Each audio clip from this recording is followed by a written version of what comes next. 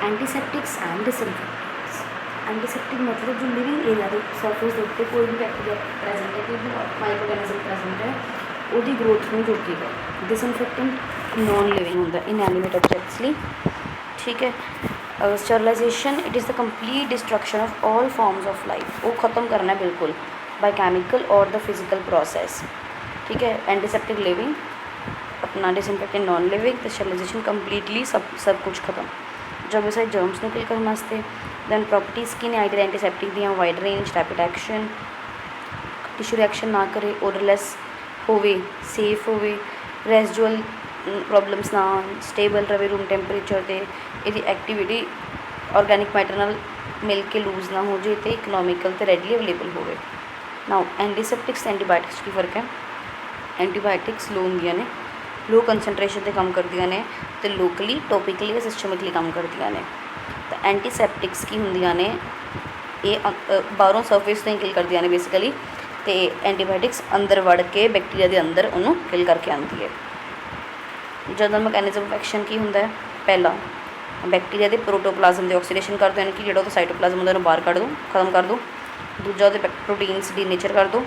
तीजा detergent like action, मतलब वो membrane की परमेबिलिटी बढ़ा दो, ठीक है।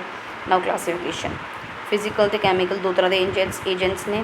फिजिकल हीट और लाइट, हीट ड्राई मॉइस्ट हो सकती है, लाइट यूवी लाइट।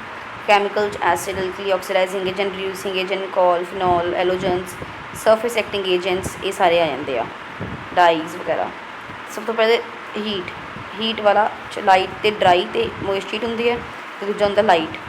लाइट की है, बैक्टीरिया के प्रोटीन्स को डिस्ट्रॉय कर देती है।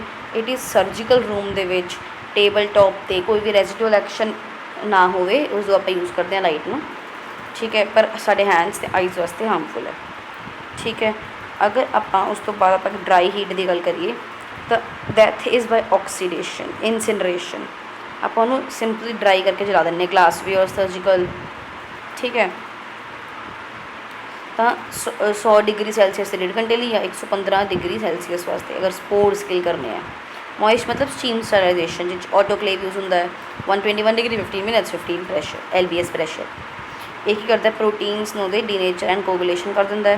Glassware, rubber gloves, dressing, surgical, ये सारे मटीरियल आप मॉइस्ट हीट करते हैं, ठीक है। उस तो बाद आप एसिड्स की गल कर रहे थे, ठीक है। ये देखो एसिड्स आगे ना, कैमिकल्स एसिड्स, पहला इज इनऑर्गेनिक एसिड, तो बोरिक एसिड, HCl, H2SO4 जितना बैक्टीरियासाइडल एक्शन होता है।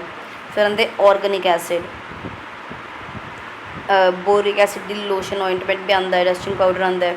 एसिटिक एसिड 0.25% UTI वास्ते होंगे, 1% सर्जिकल ड्रैसिंग, 10% अगर बर्न है, 99% इज़ कॉस्टिक।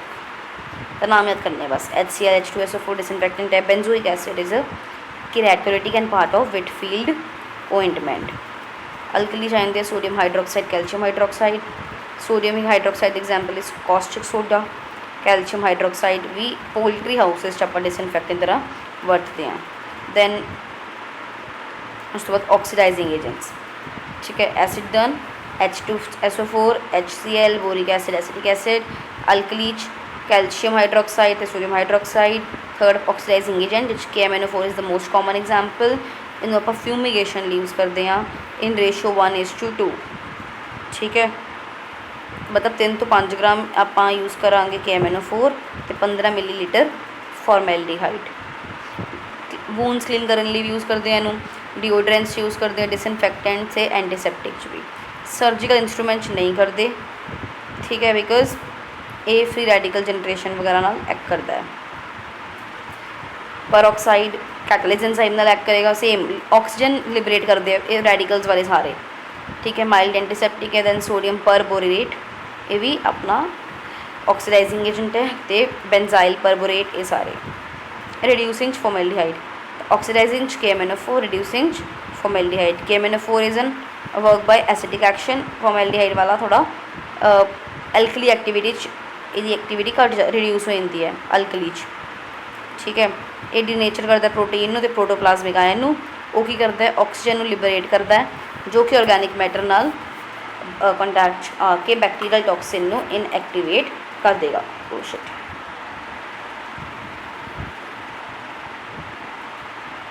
ठीक है।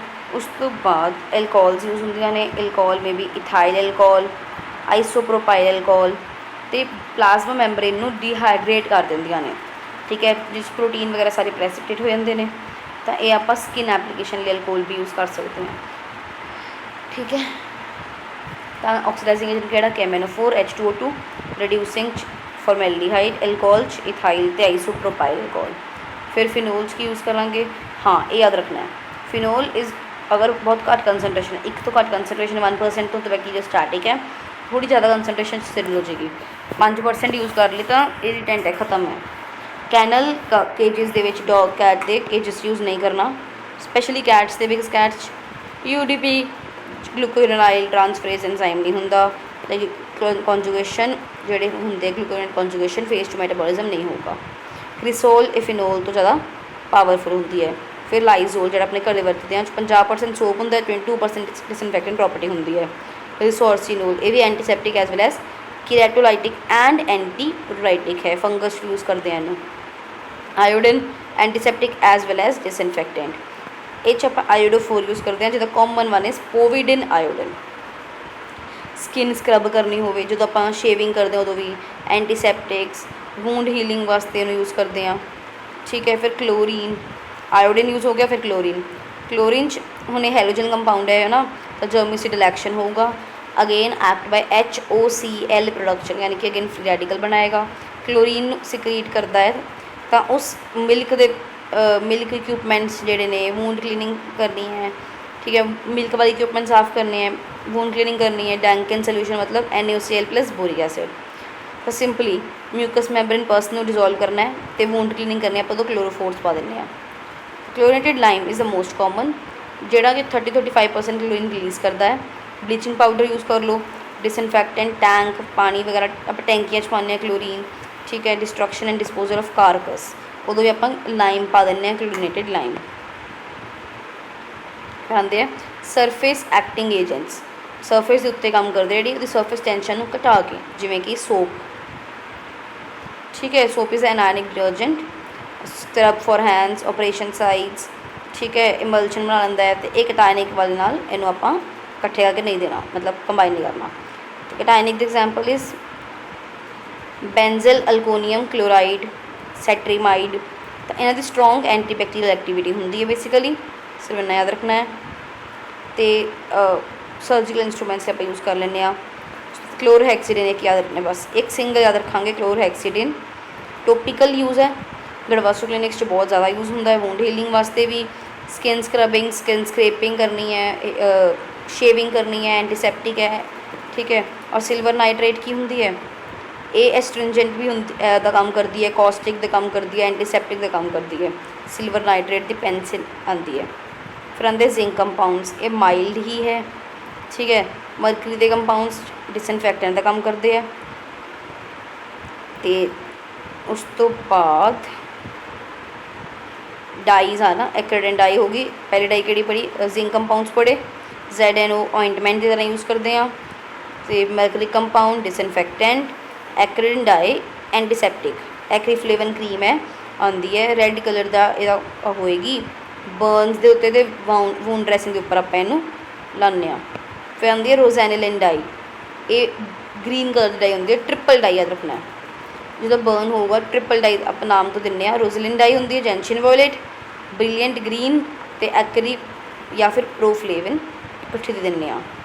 Ethylene oxide gaseous fumigant disinfectant है, तो गैस वाला कोई नहीं पढ़िया, तो गैसियस फ्यूमिगेंट एंड डिसइनफेक्टेंट है, जर्मिसिडल एक्शन होगा। EDTA आप एज एंटीसैप्टिक एंड एंटीबायोटिक दिने। ना वॉट इज़ एंटीबायोटिक्स, जोड़े एंटीबैक्टीरियल्स की टॉक्सिसिटी ज़्यादा होंगी है, तो पुअर एब्जॉर्प्शन होंगी है बाय ओरल रूट, जिमें बेसिट्रेसिन, पॉलीमिक्सिन बी तो नियोमाइसिन। इन्हां दी इवैल्यूएशन किवें करते हैं, by MIC minimum inhibitory concentration, Rideal Walker test, जिन्हों फिनोल कोफिशिएंट टेस्ट भी कहते हैं, मतलब आप फिनोल तो जोड़ा आप डिसइनफेक्टेंट एंटीसैप्टिक चैक करना है, दोनों की डाइल्यूशन सिमिलर बना के एक्शन देखते हैं। Test organism is Salmonella typhi.